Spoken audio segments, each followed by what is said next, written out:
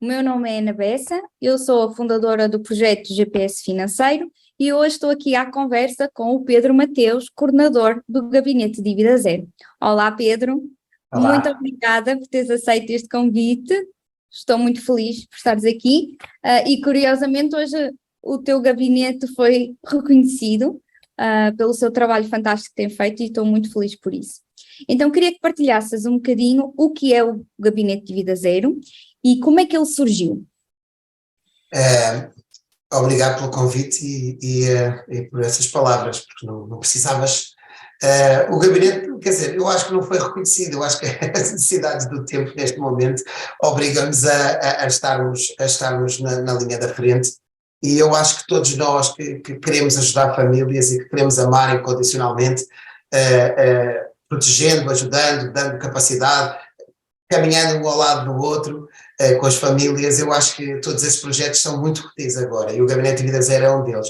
Há 14 anos atrás, o João Pedro Martins, o Dr. João Pedro Martins, do projeto Desafio Miqueias, ele fez um desafio à Associação de Beneficência Luso-Alemã. Como a ABLA e o Desafio Miqueias eram parceiros, e parceiros também da Aliança Evangélica, eles acharam, o João Pedro Martins achou que era interessante desafiar a ABLA a começar um projeto que tinha saído da cabeça dele, que era, porque não ajudarmos as famílias na questão do endividamento e principalmente na questão do orçamento familiar e na organização do orçamento familiar, ajudando-as a pensar em poupança, há 14 anos atrás. Este foi o desafio. A ABLA, como trabalha juntamente com a comunidade, disse, olha, nós aceitamos isto se vier a Junta de Freguesia também de Carcavelos connosco. Então chamaram a Presidente da Junta, sentaram-se os três, neste caso as três entidades, e criaram o conceito de que era preciso começar o Gabinete de Dívida Zero em Carcavelos. E depois, certo, criativamente tentaram pensar em quem é que podia coordenar o projeto. Eu estava envolvido com o João Pedro Martins e o Desafio Miqueias, nomeadamente na Aliança Evangélica também, estava também envolvido na ABLA, porque já estava a fazer aqui algumas atividades de trabalho com crianças, nomeadamente Kids Games, e eu próprio tinha passado por uma situação de sobreendividamento, e eu próprio tinha passado por uma situação complicada e era formado em gestão, apesar de eu não exercer naquela altura. Então eles disseram, olha, isto é o mal menor, vamos recorrer ao Pedro. E pronto, acabaram por me desafiar, a Presidente da Junta também concordou com o nome, e pronto, o gabinete começa dessa forma, com o grande objetivo de cuidar das famílias em Carcavelos, mas com uma perspectiva mais abrangente, mais de reino, cuidando de todos aqueles que nos procurarem. Esta é uma coisa interessante, porque é normal que numa freguesia, numa câmara, se trabalhe exclusivamente com os cidadãos dessa freguesia, dessa câmara. Mas a ABLA desde o início, e a Presidente da Junta de Carcavelos desde o início, disseram que isto não podia ser concentrado numa zona só, numa cidade só, numa vila só. Devia ser mesmo um projeto que pudesse ajudar todas as pessoas que precisassem de ajuda. Então foi aí que nasceu o Gabinete de Dívida Zero, 1 de março de 2009. Uau, muito bem. E vocês já ajudaram tantas famílias com tantos casos de sucesso. Qual é que tu achas que é o principal fator do vosso sucesso? Pois, a questão de sucesso é uma questão difícil de compreender, porque na realidade, bem, em primeiro lugar, o nosso sucesso é o quê? O que é um sucesso? Eu atribuo total sucesso e a honra a Deus só. É impossível não fazer a coisa dessa forma, porque se depender só de mim, então o projeto está falhado, até porque eu não tenho muito conhecimento. Eu tirei o curso de gestão, exerci durante algum tempo, falhei literalmente, por isso é que eu passei por uma situação complicada e difícil de vida, porque eu falhei todos os princípios que eu aprendi na universidade e eu não era um bom exemplo nessa área. A questão é que nós temos que atribuir o processo claramente a Deus. Deus juntou o Desafio Miqueias à ABLA, Deus juntou o Desafio Miqueias à ABLA à freguesia e deu-me o privilégio de poder trabalhar e servir. E eu acredito sinceramente que as pessoas vão aparecendo e muitas das vezes o sucesso é simplesmente o facto de elas se sentirem amadas, cuidadas, recebidas, de sentirem o aspecto de dizer o seu caso não é um caso perdido, por muito mal que seja, porque há sempre solução, de que há segundas oportunidades de vida para as pessoas. E olha, às vezes saem daqui com um sorriso, outras vezes saem daqui com alguma esperança e pelo menos com a sensação de que tem sempre um amigo para conversar, recorrer, mas também que depois nós temos que ser práticos, não é? E temos um método. apesar desse método muitas das vezes ser muito diferente. Eu acho que nós temos 1400 métodos porque foram os 1400 famílias que atendemos até hoje. Nós não conseguimos nunca acertar um caso igual ao outro, porque são todos muito diferentes. Sim, tu falaste de uma coisa muito interessante, porque aquilo que eu tenho aprendido mais nos últimos tempos é que existem muitos projetos na área das finanças pessoais, já começa a haver muitos programas de literacia e que são fantásticos e que nós precisamos muito em Portugal, mas em situações que as pessoas estão não é, numa situação muito complicada, o que as pessoas procuram, mais do que saber o que é um orçamento e alguém que as ajude a fazer, as pessoas procuram muito a questão da empatia, de alguém que as compreenda, que as ouça, que lhes dê a mão, que lhes dê esperança, que fique do seu lado. E essa humanização nas finanças é algo fundamental e é um fator, para mim, crucial que eu vejo quando tu falas das pessoas. É nós transmitirmos amor e empatia durante esse processo e isso é fantástico. E como é que tu achas que a tua base cristã tem um impacto muito grande neste trabalho? Tu acabaste de falar na empatia, não é? A questão de nós acreditarmos claramente que há oportunidades, há novas oportunidades, a questão de nós acreditarmos claramente que há uma forma das pessoas se reinventarem, serem transformadas, eu acho que isto tudo são princípios cristãos. A generosidade, um Deus generoso, que nós que vivemos esse Deus generoso, nós também temos que ser generosos, nós temos que incorporar claramente a natureza de Deus em nós. Se Deus é generoso, se Deus é justo, se Ele é misericordioso, é gracioso, porque é que nós não temos que ser iguais? Eu acho que nós aqui no gabinete tentamos fazer isso, não é? Não com sobranceria e com a total humildade, porque muitas das vezes é complicado esta linha da glória própria, não, da glória de Deus, porque realmente é isso que nós temos que cuidar. Como é que as pessoas veem isso em nós? É isso mesmo, falaste em empatia.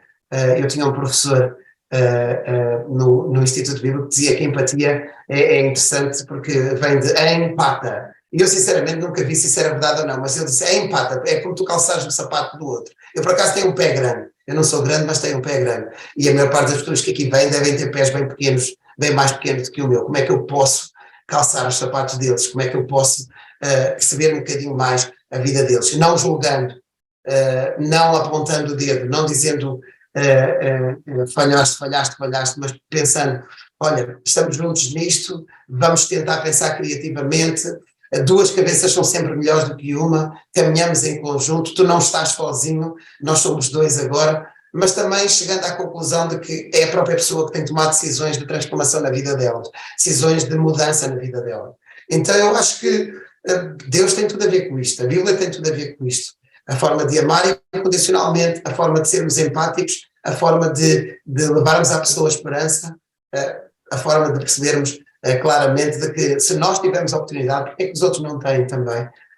E eu acredito que no final podemos deixar o bom cheiro de Cristo, apesar de muitas das vezes não podemos dizer diretamente isso às pessoas, porque sendo um gabinete da Câmara e da Junta de Freguesia, sendo um gabinete também de uma associação, apesar de uma associação cristã que trabalha com toda a comunidade e recebe fundos da comunidade, fundos do governo, é sempre complicado. Mas nós não temos medo de assumirmos quem somos por ações e também por palavras, como é óbvio.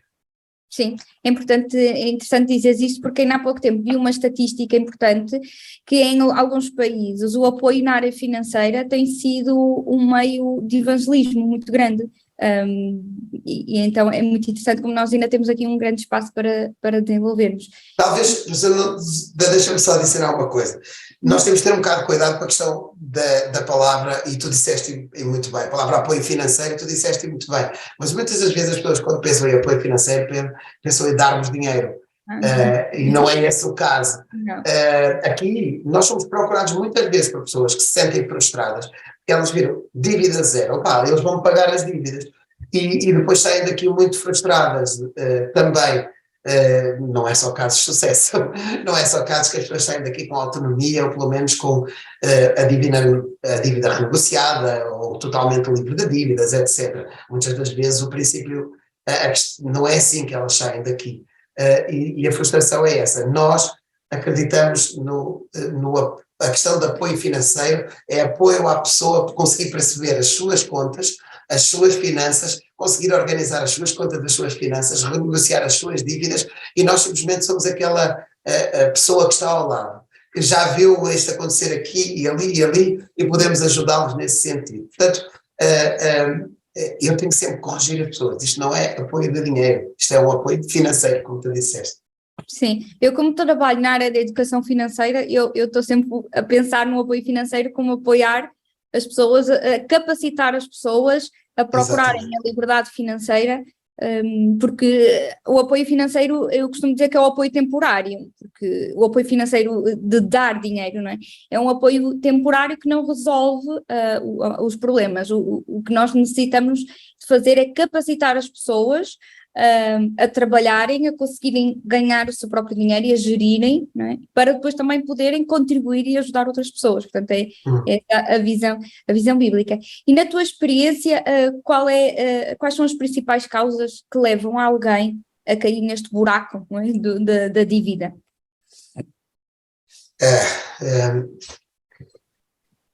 Ok. Vou dizer quais são aqueles que nós temos aqui como highlights e depois podemos falar um bocadinho sobre isso. Divórcio, desemprego, redução significativa do rendimento da família, consumo excessivo e há alguns problemas de caráter ou de cariz ou mental, vamos dizer assim, de saúde mental momentânea. Eu vou ser honesto, quer dizer, também eu comecei a dizer que eu passei por situações de complicação financeira e de sobreendividamento, e eu próprio tive que aprender a lidar com isso. E só aprendi porque outras pessoas me ajudaram, claramente, e algumas até com dinheiro, mas principalmente com o estar ao meu lado, o orar comigo, o dizer-me que estamos juntos nisso, vamos lá pensar criativamente. É porque nós, quando estamos com problemas financeiros, nós olhamos para o presente. E há quem nos chegue perto e diga assim, olha, vamos potenciar isto, vamos ampliar em termos do pagamento, vamos pensar no futuro de outra forma. E depois, uns anos mais tarde, nós olhamos para trás e só temos gratidão no nosso coração a Deus e às pessoas que nos acompanharam. Mas estas são talvez as 5 situações mais usuais aqui no nosso gabinete. Mas há sempre mais. A infelicidade na vida, aquela situação de que outras pessoas estavam connosco e elas facilitaram a situação que chegou àquele momento. As questões da doença, muito específicas, não só a doença mental, mas outro tipo de doença que nos afetam também e que nós podemos ficar sobreendividados. O sobreendividamento não é nada mais, nada menos do que um desespero. Nós somos procurados, 70% da primeira procura é feita por mulheres. E outros 30% são para os homens. Eu digo sempre que quando começa a faltar comida para os filhos, há alguém que dá esse impulso, alguém vai para a frente e diz alguma coisa, e normalmente é a mulher lá da casa. E eu costumo dizer, se ela procura porque realmente precisa de ajuda, como é que será se nós envolvermos o resto da família? Se envolvermos o marido, se envolvermos os filhos, se envolvermos a rede social à volta, como é que será? Podemos fazer realmente um grande impacto e mudar. Chegar à questão de sobreendividamento não é porque as pessoas, elas por si só são desequilibradas e apontamos o dedo dessa forma. Acontece pessoas que são extremamente equilibradas e que passaram por essa situação. Imagina se tu hoje ganhas o salário mínimo, mas ganhas o triplo em comissões. E tu pagas uma casa, uma prestação de uma casa, e tu tens uma mulher, tens um filho, neste caso, e nós queremos acompanhá-los dessa forma. Passado um dia, acabam-se as horas extras. Como é que nós lidamos com isso? Acabam-se as comissões, como é que nós lidamos com isso? Passado um dia a empresa vai à falência, como é que nós lidamos com isso? E muitas das vezes essas pessoas são extremamente equilibradas. E a forma como nós percebemos que as pessoas estão a reequilibrar-se é quando elas pedem ajuda. Porque por muito que eu acho que alguém chegue cá desequilibrado, não, a partir do momento que pede ajuda, é porque já está a haver ali uma luz ao fundo do túnel e que já está a pedir ajuda. E pedir ajuda não é cobardia, pedir ajuda é um ato de sabedoria. E nós temos que ter em atenção isso. Pedir a alguém ao nosso lado para caminhar connosco, isto é um princípio bíblico. Então, vem caminhar comigo, eu preciso da tua ajuda, eu preciso prestar contas. Eu preciso dizer quais são as minhas tentações, as minhas alegrias, quais são os meus pecados, quais são as minhas virtudes. Eu preciso ter alguém que eu possa falar, ou dons, preciso de alguém que eu possa falar olhos nos olhos e que me possa dizer abertamente, Pedro, tu estás certo, mas tem cuidado porque isso aí pode ser sobranceiro, pode ser orgulho, ou Pedro, tu estás errado e eu vou estar contigo nesse processo de transformação. Então, as situações realmente de procura são diversas,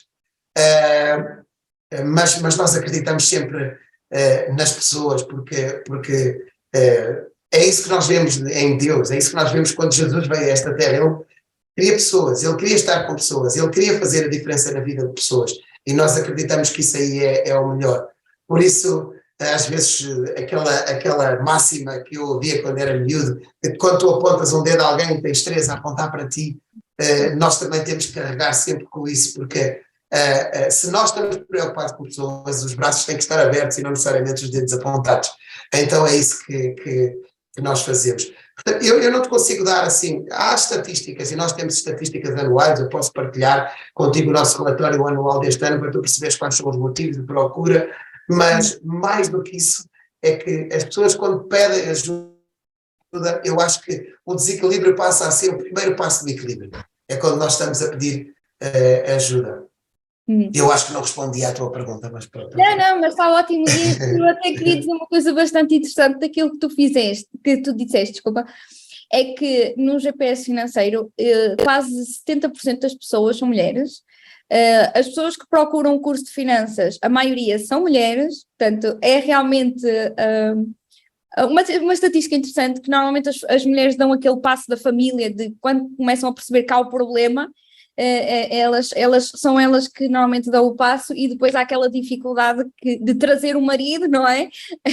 Vamos trabalhar em equipa, trabalhar em conjunto para também, porque a área financeira cria muitos problemas no casamento e é importante os dois trabalharem juntos. Portanto, aquilo que tu me falaste é que quando as pessoas chegam ao teu gabinete, elas já estão com vontade de lutar, portanto, tu não tens tantos casos de pessoas que ainda estão em negação.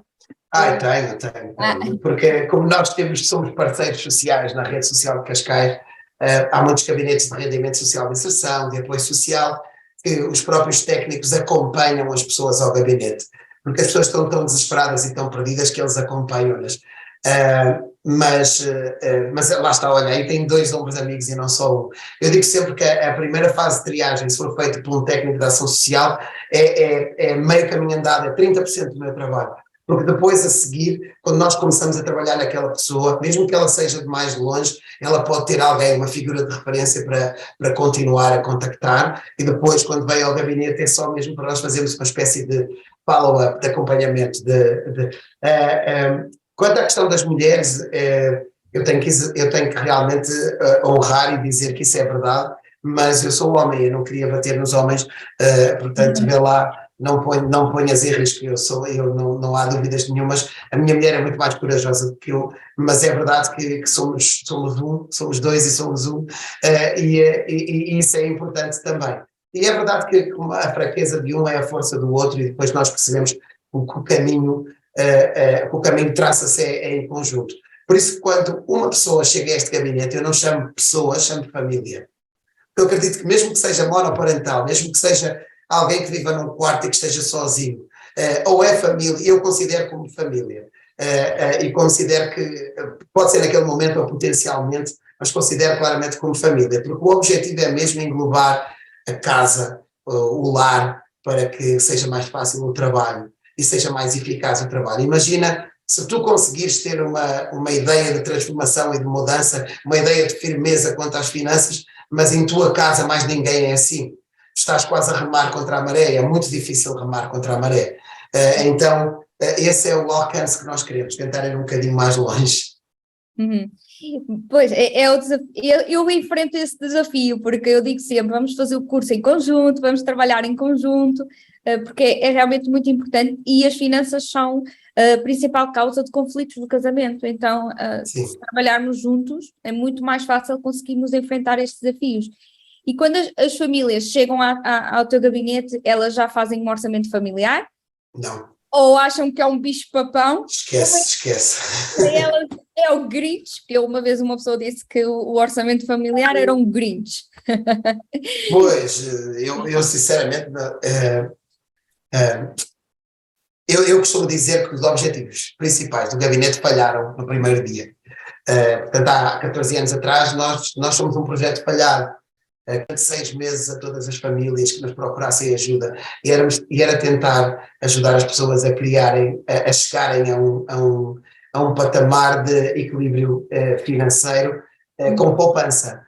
Falhou desde o primeiro dia, porque na realidade as pessoas, quando nos procuram, o orçamento familiar é alguma coisa que ainda não foi necessariamente trabalhado, por causa das dificuldades financeiras, por causa da redução de income, de entradas em casa, ou até por causa das dívidas excessivas, e o orçamento familiar só leva mais peso à vida das pessoas. E olha, vou dizer, Ana, eu sinto que muitas das vezes bater na tecla do orçamento familiar, nós estamos a criar mais peso, mais violência do que oportunidade. Quando falaste que os casais a falar sobre finanças, isso é um principal motivo de divórcio, é verdade. Mas sabes que o problema grave não é as finanças em si, é a comunicação em si. Então nós temos que ajudar a família a comunicar todas as coisas. Estou feliz, estou triste, não gosto que me faças isto ou outra coisa assim. A comunicação é importante. Logo, se a comunicação for eficaz, as finanças não são nada mais, nada menos do que um exercício da comunicação também. Já não sei se, quer dizer, o primeiro grande axioma da comunicação é impossível não comunicar. Então já reparaste uma coisa, quer dizer, o olhar comunica. Eu digo, mas eu não quero falar. Ao dizer isso, eu estou a comunicar. E quando eu baixo a cabeça, eu estou a comunicar. Quando não falamos, estamos a comunicar. Não, exatamente isso. É impossível não comunicar. Portanto, os silêncios comunicam muita coisa. Comunicam que estamos chateados, irritados, que estamos frustrados ou que estamos deprimidos. Então, eu acho que é preciso ter um bocado em consideração que trazer um orçamento familiar, muitas das vezes assim à cabeça, é criar uma violência e um peso na família e mais motivos de discussão. Então, o primeiro passo é mesmo do que é que nos procuram e quais são as suas preocupações, e tentar compreender, neste caso quem nos procura por endividamento, compreender quais são as dívidas que a pessoa tem, quais são as naturezas das dívidas que as pessoas têm. Eu digo sempre isso, e falaste na entrevista que demos, digo sempre que uma dívida de 1.000 euros pode ser muito mais difícil do que uma dívida de 100.000 euros, dependendo se é uma dívida de 1.000 euros num cartão de crédito ou uma dívida de 100.000 euros num apartamento que vale 200. Então, como é que 200.000? Como é que nós tentamos compreender e explicar às pessoas que as dívidas são diferentes? Alguém pode chegar aqui e dizer assim, mas eu só devo 1.100 euros. Mas se ele só deve 1.100 euros em 4 cartões de crédito, de 250 euros, e o orçamento dele é um salário mínimo lá em casa, ou 2 beneficiários do rendimento social de inserção lá em casa, é completamente impossível pensar-se em pagar isso. Então, como é que nós podemos ajudar as pessoas? Talvez a primeira coisa é mesmo essa, compreender as dívidas e a natureza das mesmas e ajudar as pessoas nesse sentido. Só depois é que passamos à questão da negociação das mesmas dívidas, tentando criar ali um ambiente de empatia, um ambiente de paz, um ambiente de, olha, estamos todos juntos nisto. Tentar não julgar, tentar não pôr o casal um contra o outro, tentar explicar que às vezes aquela pessoa não falou porque estava com peso, porque estava com vergonha, porque estava com uma... Isto aqui é importante para criar este patamar de comunicação na família. Talvez depois, então, tentar introduzir o orçamento familiar, mas de uma forma não pesada. Imagina alguém que chega cá que não perceba nada de computadores. Eu vou-lhe dar logo aqui um link. Quer dizer, nós temos que ter um bocado de cuidado. Possivelmente uma folha de merceeiro de notas, como nós fazíamos na escola primária, pode ser uma boa base. E eu gosto disso, eu gosto desse exercício, eu gosto de fazer contas à mão, gosto de explicar às pessoas e gosto de ensinar a elas que o orçamento faz primeiro pelas entradas e não pelas saídas. Porque a maior parte das pessoas chega cá sempre com a lista das despesas, quando eu peço, e digo, então, mas lá, quanto é que entra? Vamos fazer diferente, vamos perceber o que é que entra e depois a partir daí o que é que podemos tirar. E quando chegamos àquele limite, percebemos que agora o que tirarem é supérfluo ou é uma luta para vencer. Então aí é a área que nós ainda podemos continuar a trabalhar especificamente a questão das dívidas e a questão do consumo excessivo. Por fim, o nosso ideal, portanto, eu disse compreensão da natureza das dívidas, tentar ajudar a negociar as dívidas, fazer um orçamento familiar e, por fim, é uma continuidade, é tentar lutar com a mudança de comportamentos, com uma transformação da própria família. E isso demora um bocadinho mais tempo. Mas aí é que as pessoas desistem de nós. Pois, aqui a questão é que muitas vezes as questões financeiras são muito mais profundas do que propriamente, não é, uma dívida banal que uma pessoa contrai, não é? Às vezes há questões mais profundas.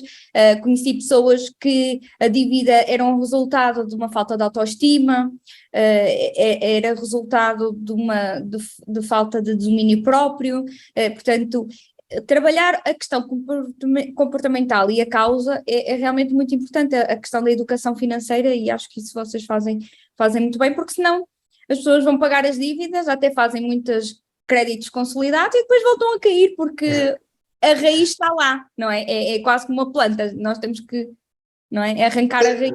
Com 14 anos nós temos gente que voltou, infelizmente. Gente que ficou a zeros e que voltou. Porque nós também aprendemos com o tempo. Ficar a zeros não é a solução, não é o segredo. O segredo é ficar a zeros e eliminar essa situação. Isto é, eu peço um crédito, um cartão de crédito, eu recorri a uma dívida alta, eu consegui pagá-lo, mas o cartão de crédito fica sempre ali para uma segurança.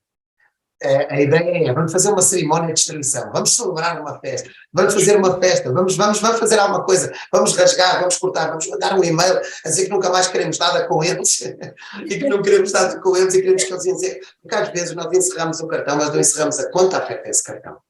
E a conta fica ali, e vamos continuando a receber mensagens a dizer, Pedro, queres 3.000 euros, estou aqui para te dar, Pedro, é tão fácil tu comprares um frigorífico novo, vá lá, vamos, e sabes, essa comunicação também toca o nosso coração. Quando alguém chega a um supermercado e diz, quero 500 euros, eu quero. O que é que eu não hei de querer? Eu só oferecer 500 euros, por que é que eu não hei de querer 500 euros? Infelizmente, nós não podemos apontar os dedos, porque, na realidade, se eu tiver com dificuldades naquele mês de pôr comida na minha mesa, com 2 filhos, eu tenho 4 filhos, mas 2 já estão casados.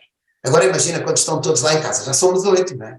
Portanto, 2 casados, eles trazem também os cônjuges, e mais os 2 pequeninos que eu tenho, e mais a minha esposa, já somos 8. Eu estou ali com dificuldade naquele mês para lutar, para alimentar 8 pessoas durante 3 dias, e se alguém me pergunta se eu quero 500 euros, é claro que eu quero.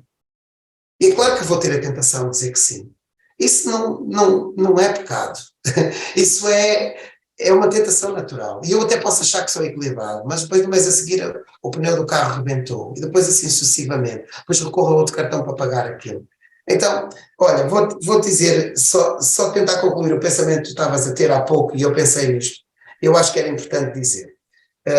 Eu quando tenho dor de cabeça, e quando tenho uma dor de cabeça, eu normalmente tomo ali o Benuron, um paracetamol 1000 ou outra coisa qualquer. Se eu tiver 2, 3, 4 dias, eu recorro a isso. E a dor de cabeça desaparece e eu fico contente. Agora, essa é uma das soluções. A outra das soluções é quando eu tenho uma dor de cabeça, e tenho uma dor de cabeça constante, eu começar a perceber que eu estou tempo demais num espaço fechado, eu estou a usar a computadora mais, eu não estou a fazer exercício físico, eu não estou a caminhar na rua, eu não estou a ter uma alimentação equilibrada, etc, etc. Agora imagina, se em vez de só tomar o Benuron naquele momento, eu começar a mudar os meus hábitos de saúde, começar os meus hábitos de caminhadas, começar a fazer algum desporto, começar a comer mais equilibradamente. Qual é que é a diferença entre o comprimido do momento e eu mudar hábitos? É que se eu tomar o comprimido eu tenho a minha situação resolvida, a minha dívida vai a zero. Mas se eu mudar os hábitos, eu nunca mais quero que a minha dívida seja como foi. Eu quero sempre que ela seja zero. E eu começo a celebrar isso. Então o princípio é esse mesmo, o processo de acompanhamento é muito mais importante do que a solução do problema no momento. Sim, é interessante falares nisso, porque eu costumo usar o exemplo da infecção, que é, nós estamos com febre, tomamos um Benuron, ficamos com febre, tomamos um Benuron, mas depois não tratamos a causa, que é a infecção. E aquilo que tu falaste um bocadinho do julgamento, também é muito importante, é que todos nós temos fraquezas na área financeira. Não é? Normalmente é muito fácil nós atacarmos às vezes os gastadores, não é? Porque são muito consumistas, mas depois os poupados também têm os seus problemas, não é? Às vezes tendem a ser avarentos, às vezes têm dificuldade em ser generosos, têm medo de gastar dinheiro, portanto todos nós temos as nossas fraquezas. Porque a Bíblia tem muita coisa para dizer acerca disso também. Exatamente. Nós até podemos ter a nossa vida financeira em ordem, não é? E não estarmos espiritualmente bem com dinheiro, portanto, portanto eu acho que ninguém pode apontar o dedo a ninguém, não é? Aqui o segredo é como é que nós podemos nos ajudar uns aos outros, A Bíblia fala muito sobre isso também, e a questão de, desculpa lá, o telefone tocou aqui assim, a questão de nós não ajuntarmos tesouros da terra, a questão de um Deus generoso e de nós, tendo a natureza de Deus, nós devemos ser generosos, a questão do dar para cuidar, a questão do proteger. Mas sabes, às vezes, por exemplo, os beneficiários do rendimento social de inserção, cada vez que eu dou formação, dizem sempre, Pedro, mas nós recebemos 180 euros por mês, e depois a minha mulher agora é 130, e os meus filhos é mais 70, 80, e eu tenho as contas para pagar, e tenho uma casa para pagar, e como é que eu posso pensar em dar? Eu disse, olha, aí é que está o princípio, porque o princípio da generosidade não fala só de dinheiro, fala de outras coisas. Eu digo sempre, qual é que é a maior dificuldade quando vocês vão às compras? Muitas das vezes é ter que levar os miúdos connosco. Eu disse, olha, comecem a tomar conta dos miúdos dos vossos vizinhos. Digo aos vossos vizinhos, quando forem às compras, eu fico com eles. Assim eles não choram, não pedem chupa-chupas, não gritam, não sei o quê, tal. Se tomam conta deles, se não for para fazer babysitting, vocês estão a ter uma ação de generosidade para aqueles vizinhos, para que eles possam poupar. Agora imaginem se aquela vizinha ou o vizinho forem craques a matemática e tu não tens dinheiro para explicar de matemática para os teus filhos. Qual é a consequência natural? É criarmos uma economia de escala, tipo no antigamente. Não há dinheiro. Sim, é verdade. Mas olha, tu dás-me um boi, eu dou-te 3 vacas ou outra coisa qualquer. Desculpa lá, o exemplo não foi feliz. Mas dou-te 3 ovelhas ou outra coisa assim. Então, criem esta economia de escala, porque a generosidade é muito mais do que dinheiro. A generosidade é um ato natural. É alguma coisa que faz parte de Deus, é um ato natural de cada um de nós e que deve ser, que deve existir, que deve agir, e dinheiro é uma das formas de nós exercermos essa generosidade. Mas podemos exercer de outra forma.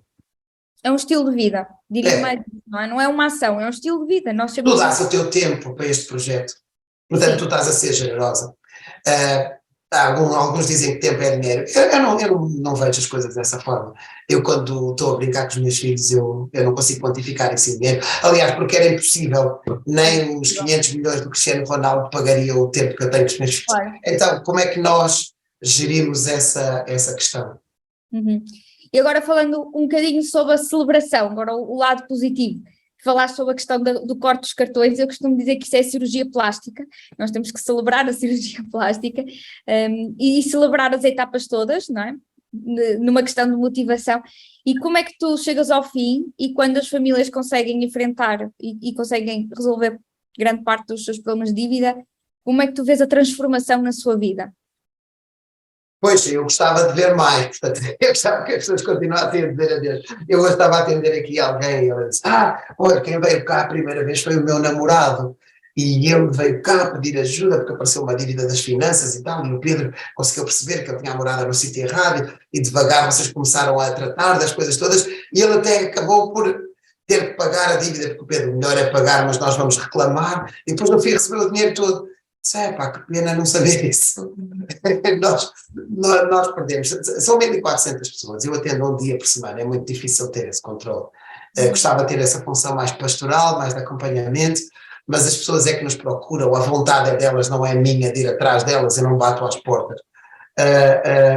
Mas é bom ouvir histórias. É bom ouvir uma senhora, 12 anos depois de nós começarmos o projeto, a nossa utente número 1, 12 anos depois, veio ter comigo e até me deu assim, ela fazia assim uns amendoins, ela criou uma economia local lá em casa dela, que era fazer uns amendoins com açúcar e tal, e vender às pessoas, e eu orientei a fazer isso aí, porque ela tinha muito jeito, mas ela não estava a usar isso como um meio de negócio, e ela pagou 8 cartões de crédito à custa disso, milhares e milhares de euros ao longo de 12 anos, com planos que nós fomos fazendo sempre.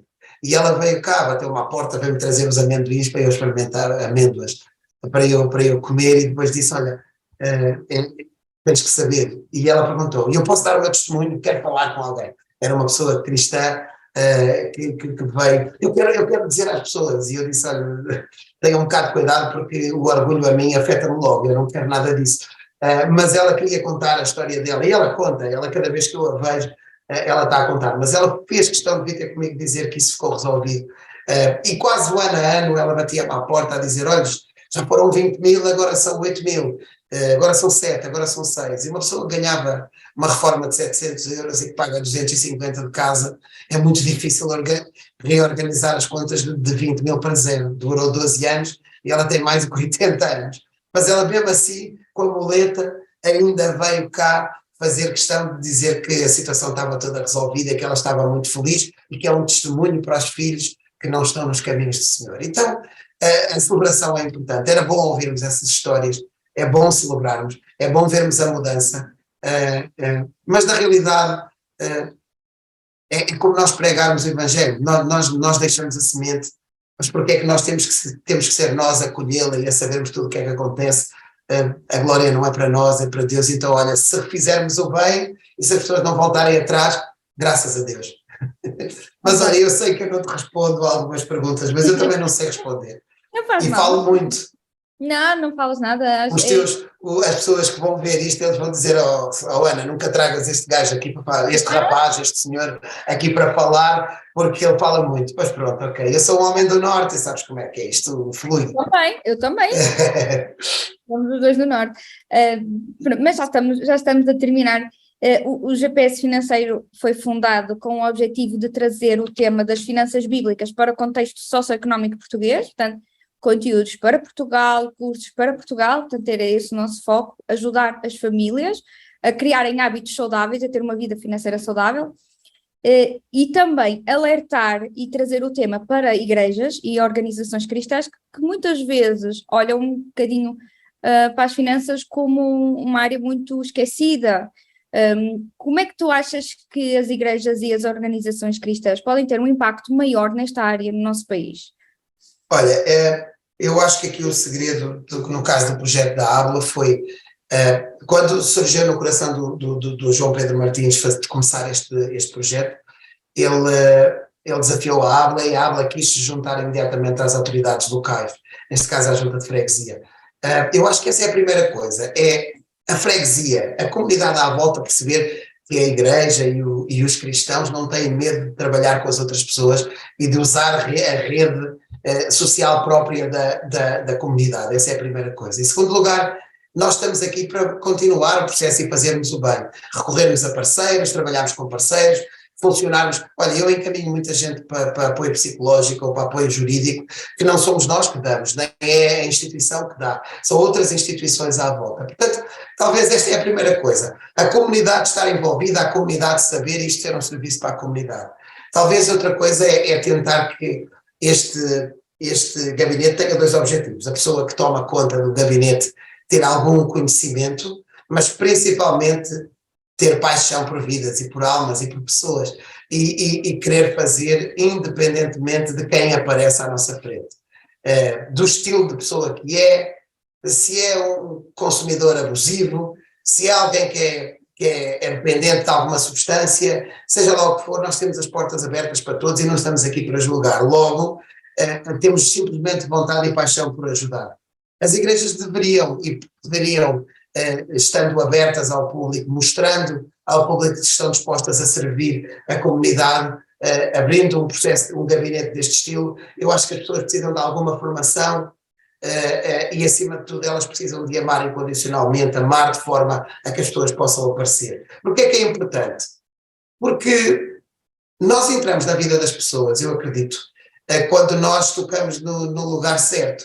Muitas das vezes ter as portas abertas, ter música, ter uma boa pregação, isso é ótimo. Isso é muito bom para enriquecer, isso é muito bom a enriquecer o nosso conhecimento, a nossa relação com Deus, é muito bom para alcançarmos pessoas para Jesus. Mas agora imaginem, nós estamos a fazer duas coisas, nós estamos a levar pão, mas também estamos a ajudar as pessoas a fazer o próprio pão. E isso envolve, sei lá, por exemplo, quando nós criamos atividades com crianças de rua que estão ali abandonadas e sozinhas, a mesma coisa quando nós tomamos conta de famílias levando cabazes alimentares, a mesma coisa do que nós podemos ajudar as pessoas no aconselhamento às finanças pessoais. E a igreja relevante na sociedade é uma igreja que não nega Jesus, como é óbvio, é uma igreja que vive Jesus em todos os aspectos, cuidando de todas as pessoas em todas as áreas da sua vida, amando-as incondicionalmente. assumindo o que é errado e o que está errado, nós não temos que ter vergonha de apontar o que está errado, mas acima de tudo vivendo este ambiente de graça, de misericórdia, de amor incondicional, de forma a chegarmos e a tocarmos as necessidades das pessoas. Qual é que é o problema hoje em dia das pessoas? Inflação, o aumento das taxas de juros, as problemáticas financeiras, a falta de emprego, a falta de dinheiro, a falta de comida. Como é que nós podemos ajudar as pessoas nisto? Aliado com os cabazes alimentares, por certo, que nós damos, aliado com o facto de nós levarmos uma mensagem incrível que pode transformar o mundo, nós podemos cuidar também das pessoas, ajudando-as a fazer as contas, fazer o seu orçamento familiar, a envolver a família no seu todo e a cuidarmos de aspectos específicos. Se este assunto está na baila, nós também podemos usar o melhor deste assunto para alcançarmos pessoas, como é óbvio, não é? Nós ajudamos as pessoas, ajudando-as financeiramente, mas também nós estamos a mostrar a elas que Cristo em nós fez a diferença e que pode fazer a diferença também na vida delas. E pronto, e mais uma vez falei muito, desculpa lá. Não, está ótimo, é muito importante e eu tenho sentido imenso isso, não é? Pessoas que vêm ter comigo, estão aflitas com a inflação e quando eu mostro, ok, há um caminho e a Bíblia mostra-nos esse caminho, é fantástico como pode ser transformador para a vida das pessoas e é isso que também eu tenho tentado fazer e trazer. E faz muito bem. Obrigada.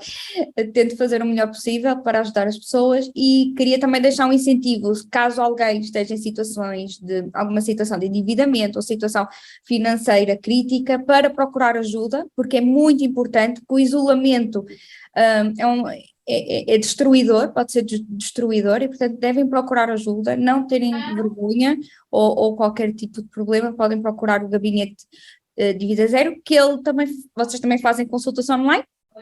Sim, também. Sim.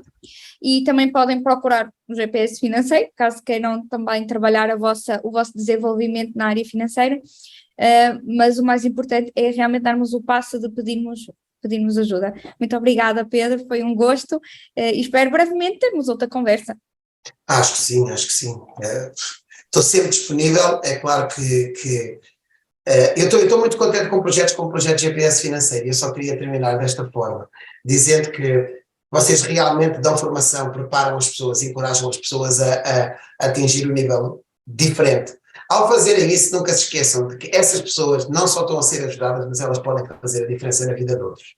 Todos estes processos de combate à literacia financeira funcionam muito bem se tiverem um acompanhamento prático depois no cuidado direto às pessoas. Portanto, todos aqueles que nos estão a ouvir hoje, não só cuidem de vocês, mas lembrem-se que amar ao próximo e amar a Deus e amar ao próximo como a nós mesmos também faz sentido. Estamos a cuidar de nós, da nossa própria família, mas uma das formas de mostrarmos Deus é cuidar dos outros também. Então façam isso. Obrigada. Obrigado.